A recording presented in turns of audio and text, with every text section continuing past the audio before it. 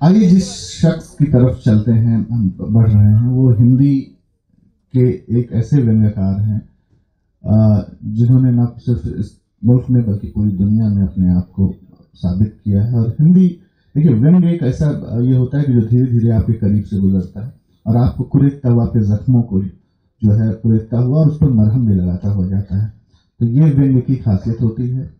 और इस तरह का एक ऐसा व्यंग्यकार हमारे दरमियान है जिसे हम महेश कर बेधड़क के नाम से जानते हैं। वो सिविल सर्विसेज के ऑफिसर हैं, काफी सीनियर ऑफिसर हैं, लेकिन जाहिर है कि वो एक व्यंग्यकार हैं, एक बड़े कवि हैं। आप मैं उनसे गुजारिश करता हूं कि वो आए और अपनी कविताओं सुनवाएं। आदरणीय उदय जी की उपस्थिति को, डॉक्टर उमा शर्मा जी की उपस्थिति को और मेरे सारे अग्रज कवियों की उपस्थिति को नमन करते हुए, और ब्रज कला केंद्र के सभी पदाधिकारियों, यहाँ उपस्थित प्रबुद्ध श्रोताओं, आदरणीय जगदीश मित्तल जी की उपस्थिति को सबको प्रणाम करते हुए मैं अपना काव्य पाठ प्रारंभ कर रहा हूँ। एक बार जी खोल करके तालियां बजा दीजिए ताकि मैं बता सकूं। अभी डॉक्टर अशोक चक्रधर जी को आना है, तो आप ये समझ लीजिए कि उन बड़े कवियों की अगुवाई में खड़ा हुआ हूँ। 10-15 मिनट का समय है। समय है, उससे कम ही है, उससे कम समय है। 9:15 बजे इन्होंने बताया है, विष्णु जी ने 9:30 बजे बताया, तो मैंने 9:15 कर दिया। सबकी जाती मजबूरियां होती हैं। इतना कम समय है तो आप ये समझ लीजिए कि जितनी तालियां आप बजाएंगे उसके 10 गुना अच्छा माल, जैसे कि आप आदरणीय विष्णु जी ने बोला है कि जो जिस घनत्व की आप तालियां बजाएंगे उस घनत्व के हिसाब से मैं आपको रचना सुनाऊंगा। थोड़ा सा एक बार हास्य से शुरू करता हूँ, फिर व्यंग की तरफ जाऊंगा। जी जी जी जी बताएं जी।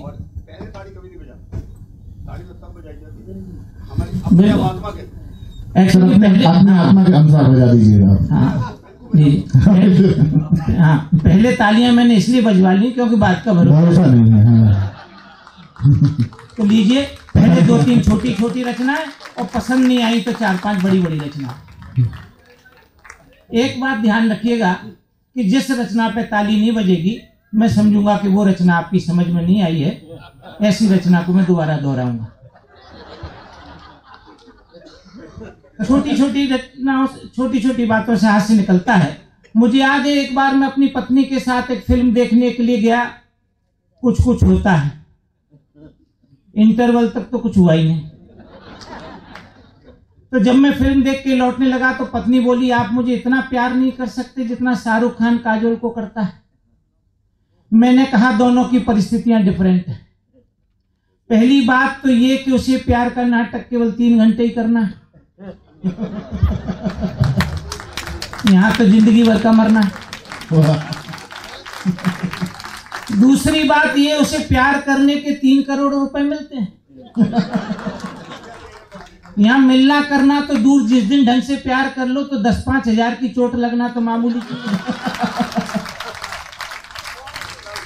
और तीसरी और सबसे बड़ी बात ये, उसे जिससे प्यार करना है वो उसकी खुद की बीवी नहीं है। यही कुछ इंसेंटिव है जो सीन में जान डाल देते हैं। सामने देख रहा हूं, मेरी बात सबसे ज्यादा उन लोगों की समझ में आ रही है जो अकेले ही आए हैं। क्योंकि जितने लोग जोड़े से बैठे हैं वो तो पहले मेरी बात सुनते हैं, फिर एक दूसरे की शक्ल देखते हैं और तब हंसते हैं। आतंकवाद इसे ही कहते हैं। सब एक बात बता दूं कि जितनी बातें भी महिलाओं की शान और सम्मान में कहूंगा वो समझ लीजिए मेरे निजी विचार हैं, और जो बातें भी महिला विरोधी प्रतीत हो समझ लीजिए मैंने अपने अग्रज कवियों से ग्रहण किए। सब कवि होना बड़ी फजीयत की चीज है, और हास्य व्यंग का कवि होना और भी फजीयत की चीज है। ऐसा समझ लीजिए कि अपनी पूंछ में आग लगा के मोहल्ले में आग रोशनी करने जैसा काम है। एक बार एक सज्जन मिल गए, कहने लगे, बेधड़क जी घड़ी और लेडीज में तुलना कीजिए। बोले घड़ी और लेडीज में तुलना कीजिए। मैंने कहा लीजिए, दोनों ही घूमने से नहीं थकती। इस पाले से आवाज कम आ रही है। तो सज्जन बोले कि घड़ी और लेडीज तुलना कीजिए। मैंने कहा लीजिए, दोनों ही घूमने से नहीं थकती, दोनों ही रात दिन टिक टिक करती हैं, और दोनों के लाइट मॉडल आजकल ज्यादा पसंद किए जाते हैं। तो सज्जन कहने लगे कि समानताएं तो सटीक है, कोई अंतर बताओ। मैंने कहा ठीक है, अंतर सुन लो। घड़ी और लेडी, एक की जब चाहे तब आप चाबी भर सकते हो और दूसरी जब चाहे तब आपकी चाबी भर सकती है। अच्छा, एक की कीमत अच्छी हो तो अक्सर अच्छी निकलती है, और दूसरी किस्मत अच्छी हो तब अच्छी निकलती है। और एक ज्यादा अच्छी हो तो चोरों की नजर रहती है, और दूसरी ज्यादा अच्छी हो तो औरों की नजर रहती है। और सबसे बड़ी बात यह कि एक बिगड़ जाए तो बंद हो जाती है, और दूसरी बिगड़ जाए तो शुरू हो जाती है। सारे पत्नी पीड़ित ही बैठे हैं क्या? सब मैं कह रहा था कि रोजमर्रा की घटनाओं से हाथ से निकलता है। एक दिन मैं सुबह सुबह घूमने के लिए जा रहा था, एक सज्जन मिल गए। कहने लगे जी बेधड़क जी, एक बात बताओ कि मुर्गा सुबह सुबह बांग क्यों देता है? बोले मुर्गा सुबह सुबह बांग क्यों देता है? मैंने कहा ये उसकी चॉइस का मामला है। बोले नहीं, कोई तड़कता सा भड़कता सा कारण बताओ कि मुर्गा सुबह सुबह बांग क्यों देता है। मैंने कहा भले आदमी, कोई भी मुर्गा अपनी पूरी बुलंदी में तभी तक चिल्ला सकता है जब तक उसकी मुर्गी सोई हुई हो, लेकिन जरूरी नहीं है हर मुर्गा ही बांग दे। कई मुर्गे तो इतनी भी हिम्मत नहीं जुटा पाते, फिर वो पीछे से आवाज देते हैं कि अब की ये मुर्गा बांग देगा। तो एक बार जोरदार तालियां बजा दीजिए। मुझे खुशी है वह आपकी भी तालियां बज रही हैं। अब उनको भरोसा हो गया। अच्छा, एक कविता अच्छी होने के लिए जरूरी नहीं है कि कोई लंबी कविता हो, 2 लाइन में भी कविता हो जाती है। क्या सोच रहे हो? पत्नी ने प्रश्न किया, मैं चुप हो गया, उत्तर ही नहीं दिया। कविता खत्म हुई, तालियां बजाएं। क्या सोच रहे हो? पत्नी ने प्रश्न किया, मैं चुप हो गया, उत्तर ही नहीं दिया। क्योंकि उत्तर देने से कविता नहीं कहानी बढ़ती है, और अक्सर आदमी को ही मुंह की खानी पड़ती है। आप भी सोचो कि उत्तर देने से भी क्या फर्क पड़ता, बल्कि प्रश्नों का सिलसिला और बढ़ता। ऐसा क्यों सोच रहे हो? तुम्हें क्या लेना देना, और भी तो काम है। इसलिए सोचा चुप्पी ठीक है। अब कोई सोचे तो सोचता रहे कि डरता है जोरू का गुलाम। भाई साहब, आप क्यों शांत? मैं जानता हूं, लेकिन आपका नाम नहीं लूंगा क्योंकि भीड़ में ऐसे एग्जाम्पल तमाम है। अच्छा भाई, रंजीत जी बैठे हैं। एक दिन मुझसे कहने लगे कि भाई बेधड़क, बहुत दिनों से कोशिश की है, मोटापा कम ही नहीं होता। तो मैंने कहा भाई साहब, आपके मोटापे का श्रेय तो पूरी तरह भाभी जी को जाता है।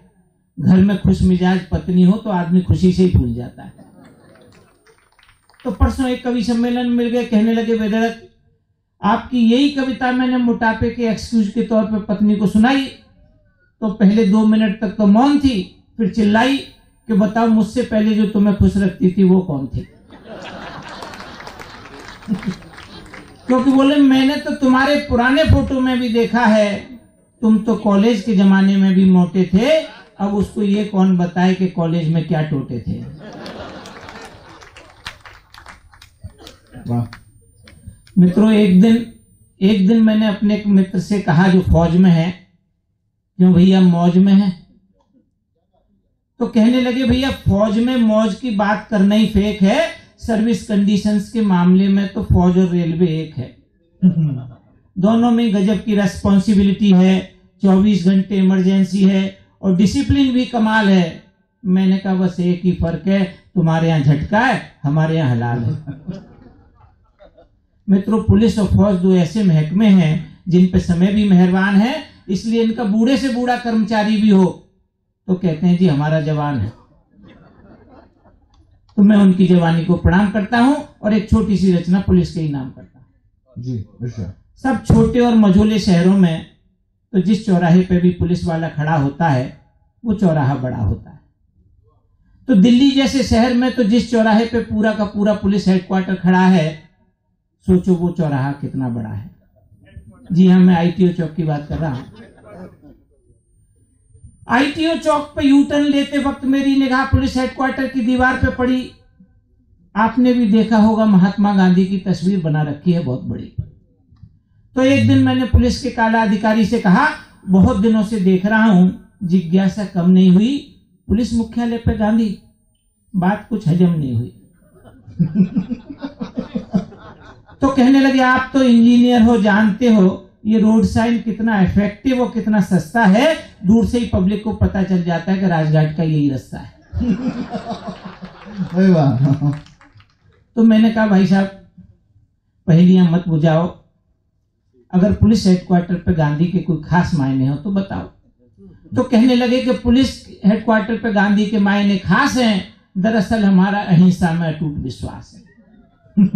लेकिन यदि कोई आदमी कानून अपने हाथ में लेगा तो हमारा जवान गांधी जी की लाठी उसकी पीठ पे धर देगा। और सपोज कोई आदमी समझदार है, समर्थ है, तो वो जानता ही होगा गांधी जी का क्या अर्थ है।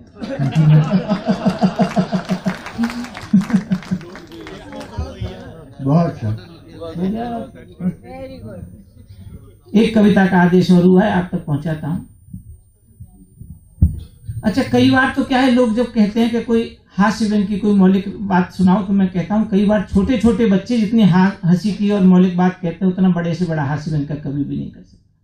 एक दिन मेरी बच्ची स्कूल से आई, तीसरी क्लास में पढ़ती थी, उसने मुझसे कहा, पापा अगर आदमी के पूर्वज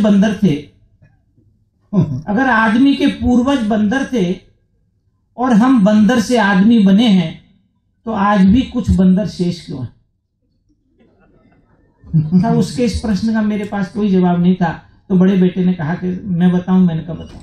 उसने कहा, पापा जो बंदर बैठने लगे, धीरे धीरे उनकी पूंछ घिसने लगी और वो बंदर से आदमी बन गए, और जिनमें उठने बैठने की तमीज नहीं आई वो आज भी बंदर है। एक अंतिम रचना, झेल सके तो झेल, भारतीय रेल। अच्छा, वहीं से आते हैं ये? नहीं, शीर्षक तो भारतीय रेल है भैया, आगे की लाइन को दोनों को जोड़ के मत सुनो। काफी दिन टलते टलते एक दिन निकल आया मुहूर्त, पकड़ी फ्रंटियर मेल और चल दिए सूरत। मित्रों, रेल की पटरियों पर जब डिब्बा अपने नेचुरल अंदाज में डोलता, तो कोई न कोई यात्री एकाध वाक्य रेल की प्रशंसा में जरूर बोलता। वाह। एक कहने लगा, यार हद होती है लूट की, टिकट तो ट्रेन की काटी है, सवारी है ऊंट की। दूसरा बोला, इन रेलवे वालों की वजह से नाक में दम है, सामान रखने के लिए जगह इतनी कम है, ये तो सोचते हैं यात्री बेवकूफ है, गधा है, 2 घंटे से सूटकेस टांगों पे लदा है। और अब तो स्थिति इतनी विकट हो गई है, आंखें चल रही हैं, टांगे सो गई हैं। खैर, इसी तरीके से पूरी रात कोई न कोई किसी न किसी मुद्दे पर छेड़ता रहा बात। हालांकि हमें सीट मिली हुई थी, पर मनी मन हम भी हो रहे थे चिड़चिड़े, क्योंकि झटके में कई बार लोग हमारे ऊपर ही गिर पड़े। और अफसोस इस बात का कि जितने भी गिरे उनमें एक भी काम का नहीं। खैर, हम थोड़े बहुत परेशान से परंतु इत्मीनान से सूरत पहुंचे, लेकिन सूरत पहुंचते ही हमारे साथ एक घटना घट गई। प्लेटफॉर्म को उतरते ही खुद हमारी जेब कट गई। मामला विचित्र था, रुपए तो बच गए, लेकिन पर्स निकल गया जिसमें हमारी पत्नी द्वारा लिखा गया पहला पत्र था। और पत्र का खो जाना हमारी भावनाओं को एक धक्का था, क्योंकि उसमें हमारी पत्नी ने हमें पहली बार और आखिरी बार डार्लिंग लिखा था। इसमें हंसने की कोई बात नहीं है, तो अपनी अपनी व्यवस्था है। आप अपनी श्रीमती जी से कहें आपको भैया लिखा कर। खैर साहब, जब हम सूरत पहुंचे तो वहां कार्यक्रम शुरू होने में थोड़ी देर थी, इसलिए सोचा कि उन्हें पत्नी के लिए ले लें एक छोटा सा तोहफा। तो हम गए कपड़ा मार्केट, अच्छा खासा कपड़ा मार्केट, कम से कम 200-250 शॉप, लेकिन ज्यादातर पे वही स्कर्ट, ब्लाउज, जीन्स और टॉप। अब इसमें से स्कर्ट, जीन्स और टॉप तो मेरी पत्नी पहनती नहीं थी, तो हमने सोचा कि खाली हाथ क्या जाएं। लेकिन आपको क्या बताएं, हम एक दुकानदार के पास गए और उससे कहा, पत्नी के लिए दिखाइए एक ब्लाउज पीस। आप यकीन नहीं करेंगे, 10-10 सेंटीमीटर की कतरने ले आए, 10-20। हम उस पर बिगड़ गए कि हमें बेवकूफ बना रहे हो, 1 मीटर के पीस के बदले कतरने दिखा रहे हो। बोला, साहब नाराज क्यों होते हो, जब पूरी पीढ़ी की पीढ़ी ही फैशन में मदहोश है, तो आप ही बताएं इसमें दुकानदार का क्या दोष है। दुकानदार तो वही बेचेगा जो जमाना चाहेगा, 21वीं सदी में मोहनजोदड़ो हड़प्पा की सभ्यता कहां से लाएगा? बोले आपको ये पीस कतरने नजर आ रहे हैं, आपके विचार महान हैं, परंतु परसों ही पीस मैंने मल्लिका शेरावत को बताए थे, तो बोली भाई साहब ये पीस हैं, ये तो थान है। वो तो गनीमत है, यहाँ गांधी जी का राज होने का कुछ तो असर है, वरना यहाँ से थोड़ी दूर जो मुंबई शहर है, वहां की फैशन देख के तो आपका दम निकल जाएगा। अरे 1 मीटर कपड़े में तो पूरी फिल्म इंडस्ट्री का काम चल जाएगा। तो मित्रों, उसकी बातें सुनकर के मेरा सोया विश्वास जगने लगा और मुझे लगने लगा कि हम आधुनिकता के घोड़े पे भले ही सवार हैं, परंतु प्राकृतिक ढंग से जीने की आकांक्षाएं आज भी बरकरार हैं। इसलिए ताज्जुब मत करना यदि हम फेंक कर शरीर से कपड़े और लत्ते फिर से लपेटने लग जाए पत्ते, फिर से लपेटने लग जाए पत्ते, फिर से लपेटने लग जाए।